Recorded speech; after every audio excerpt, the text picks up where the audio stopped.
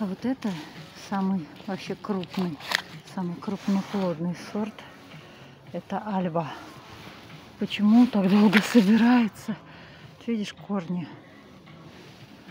Вот, корешочки. Где больше, где меньше. Это значит, она уже прям хорошо укоренилась. И ком оплетен. Долго. Я каждую вот так поднимаю и смотрю, есть корни или нет. Если корней нет, я стараюсь не брать, потому что на отправку людям отправляю по всей России питомник растений Ильи Нобеля, Ковала. Вот сейчас надо 80 штук, 8 разных сортов, по 10 штук. Вот это тоже. Это Азия.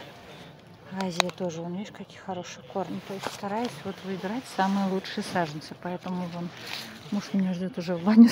Я все никак, уже темнеет.